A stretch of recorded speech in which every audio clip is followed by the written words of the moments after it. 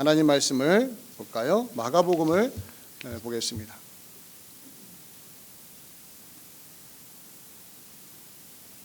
마가복음 1장 35절부터 39절인데요.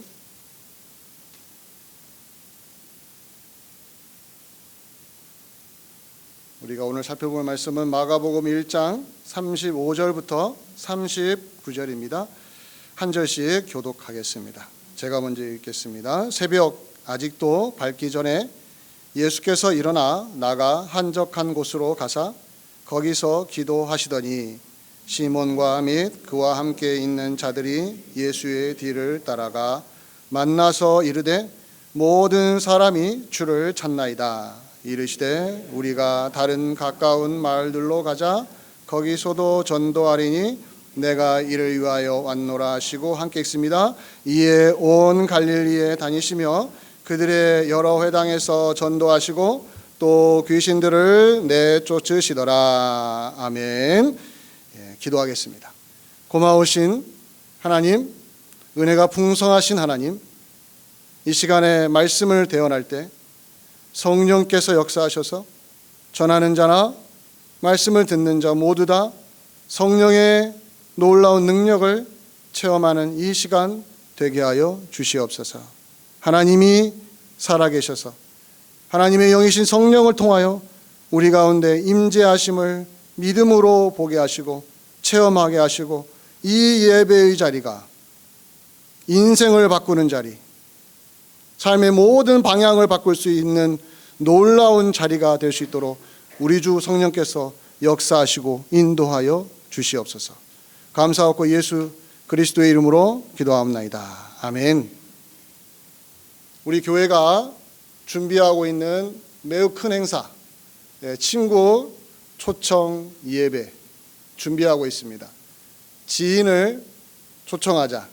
친구가 아니라도 내가 아는 사람 누구든지 초청해서 함께 예배를 드리자라는 큰 목표를 갖고 이제 석 달 남았는데 아직 뭐 2달 반 정도 남았죠. 이걸 어떤 마음으로 이 행사를 우리가 준비할 것인가? 매우 분명합니다. 한 가지 마음만 가지면 됩니다. 전도하고자 하는 마음입니다. 이것만 있으면 됩니다.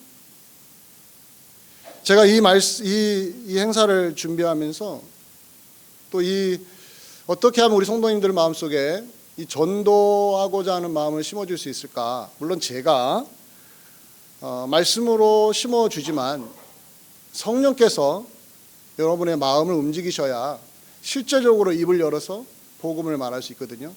그럼에도 불구하고 저는 이 시간에 전도하고자 하는 마음을 성도님들 마음속에 심어주고 싶은 그런 열정을 갖고 이 말씀을 준비했는데, 그 말씀을 준비하면서 제 머릿속에 떠올랐던, 제가 읽었던 책 하나가 떠오르더라고요. 그게 뭐냐면 존 스토트의 복음 전도라는 책인데, 제가 왜 이 책을 소개하냐면 이 존 스토트라는 위대한 영국 성공회 목사님이 지금은 작고하셨는데, 그분이 이 복음 전도라는 책을 썼는데 그 책을 쓸 당시가 몇 년도냐면 1967년도입니다. 제가 태어나기 전이에요. 제가 1970년에 태어났거든요. 근데 1967년도에 영국에서 성공회 목사로서 사역하면서 그 영국 교회가 처해 있던 그 영적인 상태, 여기에서 이 존 스토트 목사님이 발견한 심각한 문제 한 가지를 그가 알고 나서 이 책을 쓴 거예요. 그게 뭐냐면 영국 교회 전체가 전도의 입이 얼어붙었다라는 거예요. 1차 세계대전, 2차 세계대전을 거치면서 교회들마다 피폐해졌고 성도인들의 삶이 완전히 무너졌고 전쟁의 여파로 인해서 삶이 매우 공고해졌는데, 그와 더불어서 그 영국 교회가 처한 상황은 전도를 하지 않는다는 거예요. 전도의 입이 꽁꽁 얼어붙어 버렸다는 거죠. 물론 각 교회들마다 몸부림을 쳤습니다. 아무리 상황이 안 좋아도 아무리 세상이 살기 힘들어도 예수 그리스도의 복음을 말하자고 해서 개개인 성도님들이 움직였어요. 그러나 교회 전체적으로는 전도 침체 현상이 너무 심해져가지고 교회 전체가 움직이지를 않는 거예요. 바로 그 현실을 존 스토트 목사님이 보면서 그가 개인적으로 어떠한 책을 써야 되는가 했을 때 이 복음 전도라는 책을 썼는데, 그 제목이 우리말에는 존 스토트의 복음 전도인데 원래 제목, 영어 제목은 이겁니다. Our Guilty Silence. Our Guilty Silence. 무슨 말이냐면 침묵인데 침묵이 죄라는 거예요. 우리가 교회 다니면서 침묵을 하는데 그 침묵이 죄가 될 수 있다라는 놀라운 지적을 한 거예요. 침묵이라는 죄가 있대요. 여러분 생각해 본 적 있습니까? 침묵이 어떻게 죄가 됩니까? 오히려 침묵은 긍정적이라고 말하고, 침묵은 어찌 보면 그 사람의 인품이 아주 단단하다는 걸 보여주는, 왜요? 억울할 때 침묵하기 어렵잖아요. 마음이 상할 때 침묵하기 어렵잖아요. 불평, 불만이 생길 때 어떻게 침묵합니까? 입을 열어서 말을 해야죠. 그러한 침묵은 어찌 보면 이 시대를 살아갈 때에 굉장히 중요한 사람의 성품을 드러내는 좋은 덕목으로 이야기하는데, 한 가지 영역에서는 매우 나쁩니다. 전도에 있어서 침묵하는 것은 죄가 될 수 있다는 거예요. 저는 이 제목을 보면서 깜짝 놀랐어요. 전도의 입이 얼어붙은 것이 죄다. 자, 우리가 고민하는 게 뭡니까? 전도를 생각하고 전도에 대해서 설교를 듣고 전도를 하자고 했을 때 우리의 고민이 뭡니까? 두 가지 사이에서 왔다 갔다 하지 않아요? 그거 뭐냐면, 한쪽에서는 당연히 주님이 명령하신 거니까 전도해야 된다라는 당위성이 있어요. 예수님이 우리에게 뭐라고 말씀하셨어요? 모든 족속으로 제자를 삼아 아버지와 아들과 성령의 이름으로 세례를 주고 그들을 주님께로 인도하라는 그 지엄하신 명령 앞에 우리가 어찌 노라고 말할 수 있겠습니까? 자, 그런데 또 한편에서는 심적인 부담이 우리 안에 있다라는 거예요. 전도해야 된다라는 당위성 앞에서 우리가 할 말은 없지만 실제적으로 내가 움직여서 누군가에게 예수님을 이야기한다는 것은 심적인 부담으로 작용해요. 그래서 그 사이에서 왔다 갔다 하다가 각 개인 성도님들의 입이 얼어붙어 버렸다는 거예요. 얼마든지 그런 일이 있을 수 있어요. 1967년도에 쓴 존 스토트의 목사님의 그 Our Guilty Silence라는 그 책, 정말 지금부터 얼마 전입니까? 거의 50년 가까이 멀리 떨어졌던 그때 그 이야기가 지금도 우리에게 적용이 될 수 있다는 거예요. 그러면서는 어떻게 하면 우리의 입이 얼어붙지 않고 녹아져서 예수 그리스도의 복음을 말할 수 있을까? 그러면서 오늘 본문에서 저는 세 가지의 원리를 발견했습니다. 그것은 뭐냐면, 예수님이 전도의 입이 활짝 열리셔서 만나는 사람마다 하나님 나라를 이야기하셨는데, 그 원리가 뭐였을까? 예수님이 제자들에게 오늘 본문을 통하여 세 가지를 보여주셨어요. 이것을 한번 같이 공유해 보자는 거예요. 꼭 명심하십시오. 여러분이 정말 우리가 예수님의 복음을 말하고 싶은 마음이 조금이라도 든다면 이 세 가지를 명심하시기 바랍니다. 첫 번째 원칙이 뭐냐면 열린 마음이에요. 마음이 열려야 돼요. 입이 열리기 전에 뭐부터 열려야 돼요? 마음부터 열려야 됩니다. 전도의 입이 열리려면 전도에 대한 마음이 열려야 됩니다. 오늘 본문에서 예수님은 철저하게 그 상황을 보여주셨어요. 자기 자신이 얼마나 전도의 마음이 활짝 열려 있는지. 그에 비해서 제자들은 그 반대로 전도의 입이 얼어붙을 뿐만 아니라 전도하고자 하는 마음까지도 얼어붙은 상태였다는 것을 오늘 본문을 통해서 확인할 수 있는데, 한번 잠시 볼까요? 오늘 본문의 사건이 어떤 얘기냐면 35절을 한번 보시기 바랍니다. 35절을 보면 뭐라고 나옵니까? 새벽 아직도 밝기 전에 예수께서 일어나 나가 한적한 곳으로 가사 거기서 기도하셨다고 말하죠. 예수님이 기도하러 새벽에 일어나셔서 아무도 없는 한적한 곳으로 가셨습니다. 기도하셨습니다. 한번 잘 생각해 보세요. 무슨 기도를 하셨을까요? 이 맥락에서 보면 예수님은 전도하고자 하는 마음으로 기도하셨어요. 내가 이제 가버나움을 떠나서 새로운 지역으로 가서 내가 복음을 전해야겠다라는 마음이 들었을 때 예수님이 첫 번째로 한 것이 뭐냐면 기도였습니다. 자, 그런데 36절을 보시면 재미있는 상황이 나옵니다. 예수님은 전도하겠다는 목표의식을 갖고 기도부터 시작하셨는데 36절을 보면은 시몬 베드로와 그와 함께 있는 자들이 누구겠습니까? 또 다른 제자들이겠죠. 그들이 예수의 뒤를 따라갔다고 말합니다. 자, 그러면은 기도하러 가신 예수님 뒤를 따라갔다면 제자들도 당연히 뭐하러 갔겠어요? 기도하러 갔겠죠. 이게 당연한 예상이에요. 기도하러 간 줄 알았어요. 그랬는데 37절을 보면 예수님을 만나고 나서 그 제자들이 하는 말이 만나서 이르되 예수님 우리도 기도하겠습니다. 예수님이 무엇을 위해서 기도하시는지는 잘 모르지만 그래도 예수님이 기도하시니 우리도 기도하겠습니다. 우리도 어떻게 잠을 잘 수 있겠습니까? 라고 해서 기도하겠다는 말하지 않고 뭐라고 말합니까? 모든 사람이 누구를 찾는다고요? 주를 찾고 있습니다. 기도하고 있는 예수님에게 따라와서 하는 말이 기도하겠다는 말을 하지 않고 뭐라고 합니까? 기도 그만하시고 지금 어떻게 하라는 거예요? 당신을 찾는 사람들이 마을에 있으니까 그 마을로 빨리 갑시다. 그러자 38절에 예수님이 이렇게 말씀하십니다. 같이 38절 한번 읽어봅니다.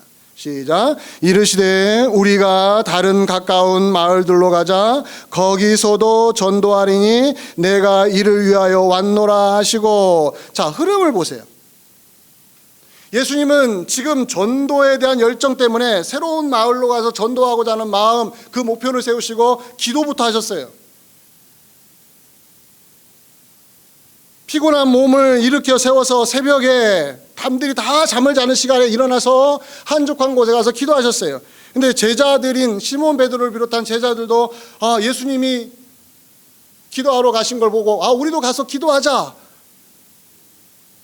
이럴 줄 알았는데 하는 말이 뭡니까? 기도는 그만하시고 어디 가자고요?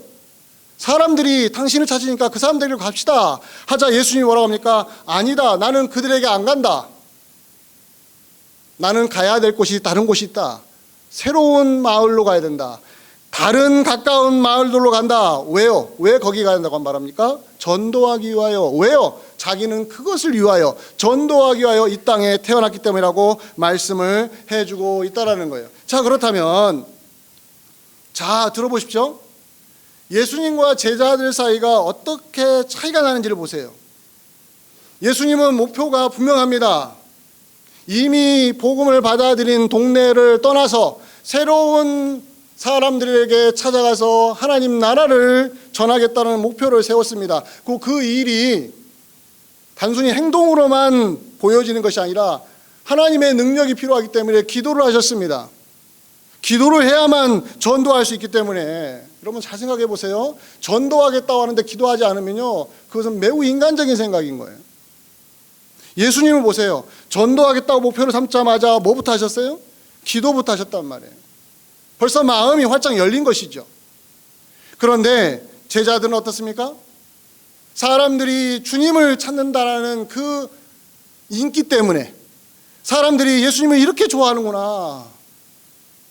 그래서 예수님 보고 뭐라 합니까? 기도하지 마시고 다른 마을로 가지 마시고 이미 예수 그리스도를 알고 있는 사람들, 그런데 주님을 너무너무 좋아하는 사람들에게 가서 같이 즐깁시다. 같이 행복을 느낍시다. 같이 친교합시다. 같이 지냅시다. 우리끼리 행복합시다. 이렇게 말한 거예요. 그래서 예수님이 뭐라고 해서 단호하게 거절하시잖아요. 나는 그쪽으로 안 간다. 나를 아무리 좋아하는 사람들이 있을지라도 내가 온 이유는 바로 하나님 나라를 새로운 사람들에게 전하기 위한 것이다. 어떤 차이가 있습니까? 예수님은 전도에 대해서 철저하게 완전히 열려 있습니다. 그리고 자기의 인생 목표가 전도에 있다라는 확신을 가지고 있습니다. 그러나 제자들은 어떻습니까? 예수님을 따라다님에도 불구하고 그들이 추구하는 건 뭐였습니까? 이미 예수님을 믿는 사람들과 함께 즐겁고 행복하게 지내는 거에만 마음이 빼앗겨 있다는 거예요. 제자들은 익사이딩, 흥분해 있는 거예요. 예수님을 좋아하는 사람들이 이렇게 많구나. 근데 구태여 다른 곳에 갈 필요가 뭐가 있을까? 다른 사람이 가서 복음을 전하면 되고, 우리는 이미 예수 믿는 우리들은 우리끼리 행복하게 잘 지내면 되지 않겠는가? 새로운 사람이 여기 안에 들어오는 거 우리는 원하지 않아. 우리끼리 잘 지내면 되지 라는 매우 폐쇄적인 전도에 대한 생각을 가지고 있었다는 거예요. 예수님은 열린 마음으로 새로운 사람이 들어오도록 통로를 만들어 놓으셨는데 제자들은 어떻습니까? 폐쇄적인 마음 자세를 가지고 있었던 거예요. 아니, 우리는 새로운 사람 원하지 않아요. 우리끼리만 충분합니다. 더 이상 원하지 않습니다. 이 좋은 분위기를 해치고 싶지 않습니다. 여기에 새로운 사람이 들어오면 마치 이물질이 들어와 가지고 사람이 부대끼는 것처럼, 우리끼리 너무 좋은데 왜 새로운 사람이 들어와서 뭐가 좋을 게 있습니까? 제자들과 예수님 사이에 전도에 대한 시각이 이렇게 달라졌다는 거예요. 그랬을 때 예수님이 의도적으로 말씀을 하신 것이요, 아니다, 너희들 마음의 문을 열어라.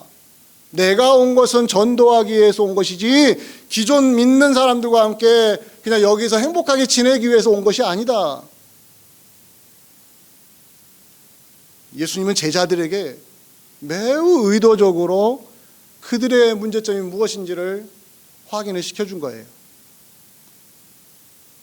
전도하자고 했을 때 그 당위성, 하나님이 우리에게 명령하신 예수 그리스도를 전하라는 그 명령 앞에 우리가 노라고는 못하지만 어느 순간 우리 자신도 모르는 사이에 전도하고자 하는 마음 자체가 얼어붙어 버린 이유, 그것은 혹시 제자들처럼 이대로 좋으니, 이대로 아는 사람과 친한 사람과 마음에 맞는 사람과 있는 것이 좋아서 새로운 사람이 들어오는 것을 혹시나 거부하는 것은 아닌지, 이것이 바로 제자들이 안고 있었던 가장 큰 문제였던 거예요. 그것을 예수님이 의도적으로 두드리신 거죠. 너의 마음의 문을 열어라. 내가 지금 새로운 마을로, 가까운 마을로 갈 텐데 나와 같이 동행하자. 그들에게 가서 하나님 나라를 이야기하자. 그들도 하나님 나라에 들어와야 된다라는 그런 열린 마음을 제자들에게 심어주고 싶어 했던 것이죠. 자, 그와 더불어 두 번째 원리가 있습니다. 자, 마음의 문을 열어 놓기 위하여 우리에게 필요한 것이 있어요. 이 열린 마음을 어떻게 하면 성도님들 마음속에 심어줄 것인가? 다른 방법이 없더라고요. 강제로 할 수가 없습니다. 상금을 걸어도 안 됩니다. 물론 어떤 교회들은 지금은 안 그러겠지만 한국에서 한때 유행했을 때는 차를 걸었어요. 교회에서 제일 전도 많이 하는 사람에게 승용차를 선물로 주겠다고. 진짜 그런 일이 있었어요. 인센티브라고 하죠.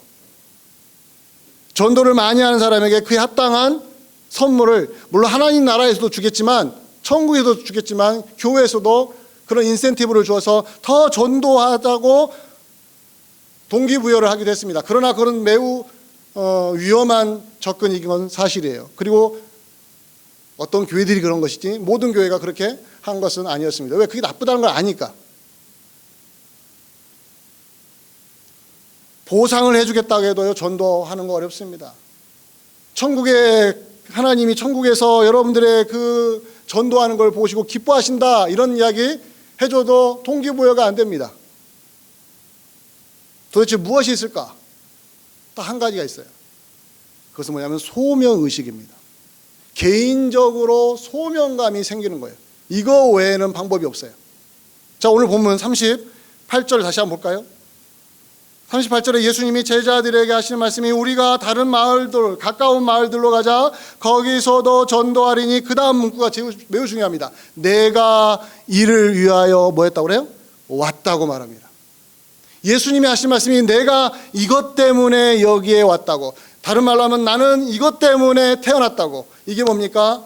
전도하기 위하여 태어났다고요. 하나님이 이 소명의식을 성도님들 마음에 심어주시는 것 외에는 다른 방법이 없어요. 위대한 전도자가 와서 아무리 외쳐도 하나님이 각 개인 성도님들 마음속에 이 소명의식을 심어주시지 않으면 안 움직여요. 그래서 기도하는 거예요. 예수님이 가까운 마을로 가서 전도하자 하기 전에 뭐부터 하셨다고요? 새벽에 일어나서요? 기도하셨다고요. 무슨 기도하셨다고 했어요? 내가 전도하러 갈 테니까 주님 능력을 달라고요. 근데 여기다 하나 더 애도할 게 있어요. 나를 따르는 이 제자들 마음속에 뭘 심어달라고요? 내가 이를 위하여 왔다는 이 소명감을 나를 따르는 제자들에게도 주십시오. 얼마나 멋진 겁니까? 내가 전도자가 되기 위하여 기도할 뿐만 아니라 나와 함께하는 이 제자들, 이들의 마음속에서도 주님, 내 아버지여, 이들에게도 왜 예수님을 따르는지, 그 이유는 그 예수님을 내가 먼저 믿고 믿지 않는 사람들에게도 나누어 줄 수 있는, 말할 수 있는 용기를 달라고, 그 소명감을 달라고.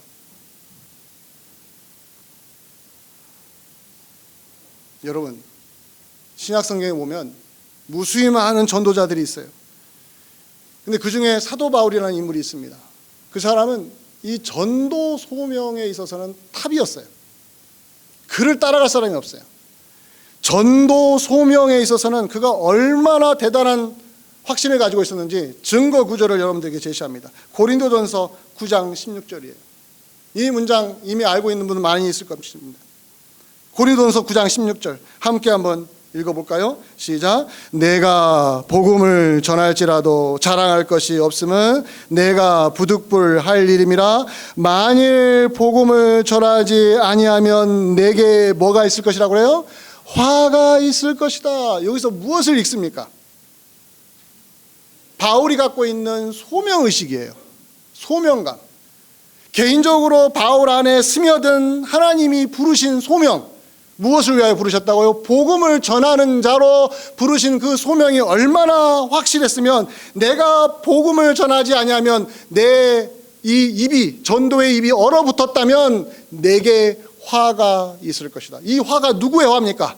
하나님의 노여우심을 실감나게 느낀 거예요. 전도하지 아니하면 하나님이 제일 화를 내신다라는 이 소명감이 사도 바울 마음속을 가득 채웠던 것이죠. 아무나 가질 수 없는 소명감입니다.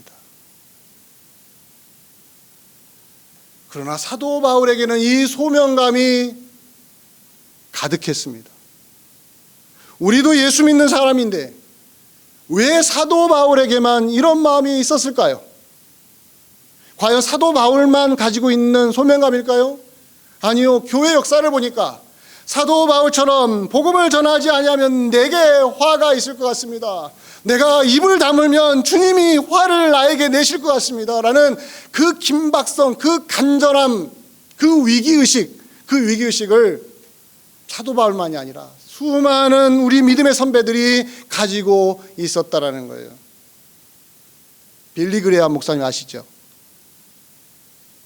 그분도 이 소명감에 사로잡혀서 복음을 사람들에게 이야기했던 거예요. 그렇다면 여러분과 저의 기도 제목이 바뀌어야 되지 않겠습니까? 예수님이 자기를 따르는 제자들도 예수님이 가지고 계신 내가 이것을 위해 왔다, 내가 전도하기 위해 왔다라는 이 소명의식을 그 마음에 가지신 것처럼 자기 따르는 제자들에게도 이 소명감을 주십시오라고 기도했던 그 예수님의 마음으로 우리가 함께 기도한다면 우리가 달라지지 않을까요? 저는 확실히 믿습니다.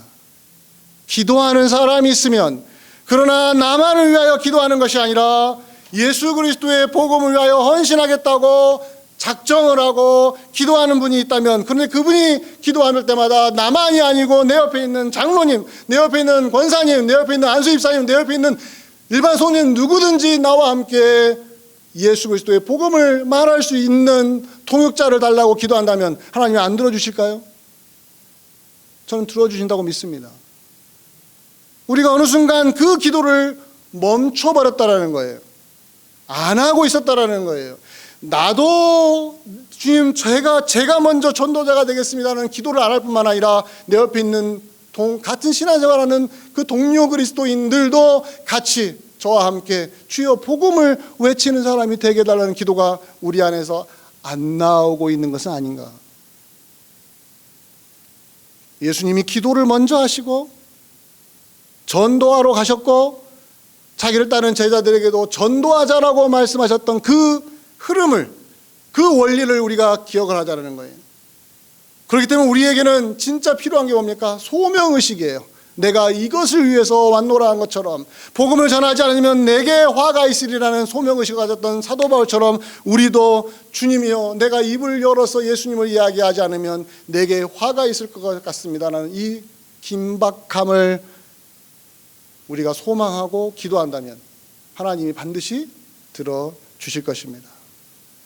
마지막 하나가 더 있습니다. 소명의식이 생겨서 입을 열기 시작하면 그 다음에 하나님이 주시는 놀라운 축복인데요, 그것은 뭐냐면 능력을 체험하는 겁니다. 전도자로서 능력을 체험하는 그 일이 우리를 기다리고 있다는 거예요. 이것이 세 번째 원리입니다. 전도에 대해서 열린 마음을 갖고 있는 거. 주님, 이 마음을 열어주세요. 전도에 대한 모든 부정적인 생각을 다 일소에 다 제거하시고 전도에 대한 긍정적인 마음을 갖게 해주세요. 이렇게 기도하고, 두 번째는 뭡니까? 주님, 저를 사용하여 주십시오.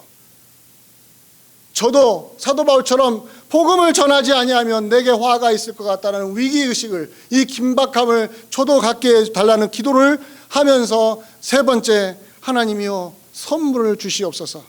그게 뭐냐면 능력을 체험하게 해주십시오. 어떤 능력입니까? 진짜 입을 열어서 복음을 이야기했더니 누가요? 예수 모르는 사람이 예수 믿는 놀라운 변화의 역사가 일어나는 거예요. 자, 오늘 본문 38절 읽었는데 39절을 보세요. 제자들은 기존에 예수님을 믿고 있는 사람들에게 가서 우리 같이 음식 먹으면서 같이 지냅시다. 우리 이제 행복하게 삽시다. 새로운 사람이 들어올 거 있습니까? 이런 마인드로 예수님께 접근했을 때 예수님이 뭐라고 합니까? 아니다. 나는 그들에게 안 간다. 새로운 사람에게 간다. 그들도 예수를 믿어야 된다. 나를 믿어야 된다. 그들도 하나님 나라를 알아야 된다. 그래서 새로운 마을로 갔습니다. 갔는데 39절을 보세요. 뭐라고 쓰여 있습니까? 한 목소리 읽어볼까요? 시작. 이에 온 갈릴리에 다니시며 그들의 여러 회당에서 전도하시고 또 귀신들을 내쫓으시더라. 여기에 누가 함께 했을까요? 베드로와 그의 예수님의 제자들이, 예수님을 이미 알고 있는, 예수님을 찾고 있는 사람들에게 갑시다 했던 이 제자들을 억지로 끌고 갔어요. 끌고 가서 어디로 갔습니까? 온 갈릴리를 돌아다니면서 회당에 들어가서 하나님 나라를 외쳤습니다. 전도했습니다. 그때 사람들이 어떻게 될까요? 변화되는 놀라운 장면들을 제자들이 눈을 뜨고 본 거예요. 능력이 이렇게 나타나는 겁니다. 자기들은 전도하고 싶어 하지 않았어요. 베드로와 그 동료 예수님의 제자들은 전도하고 싶지 않았어요. 그냥 여기가 좋사오니 여기에서 그냥 지내고 싶었어요. 그런 그들을 데리시고 예수님은 억지로 다른 예수 모르는 사람들에게로 갔습니다. 전도했습니다. 귀신을 쫓아냈습니다. 그리고 그들이 주님께로 돌아오는, 베드로와 야고보와 요한과 그 제자들처럼 예수님께로 돌아오는 현장을 눈으로 목격하기 시작했습니다. 그게 바로 39절에 나와 있는 내용입니다. 전도를 했더니 진짜로 어떤 일이 벌어져요? 예수 믿는 사람들이 생기더라는 거예요. 여러분, 부부가 있습니다. 결혼하자마자 애를 낳았습니다. 30년의 세월을 흘렀습니다. 애들도 다 장성했습니다. 이제 애들이 태어날 일이 없는 거예요. 그런데 자기의 자식이 결혼을 해서 아들 하나, 딸 하나를 데리고 옵니다. 어느 순간 나는 할아버지가 돼버리고 나는 할머니가 됐어요. 그런데 그 손주를 보면서 어떤 마음이 들어요? 이루 헤아릴 수 없는 기쁨이 막 솟아오르는 걸 느끼시잖아요. 저도 멀지 않았어요. 네. 애기 하나가 태어났는데 무슨 일이 벌어져요? 온 집안에 기쁨의 웃음소리가 솟아나는 걸 느끼잖아요. 그 애기가 없었으면요, 그 기쁨을 몰랐을 거예요. 이런 거예요.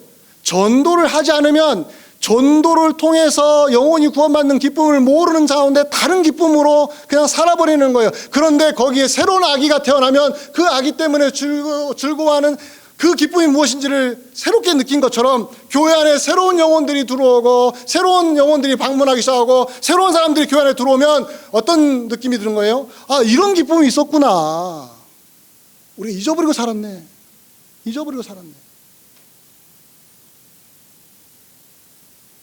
고린도전서 1장 21절을 한번 보겠습니다. 바울은 이런 확신이 있었어요.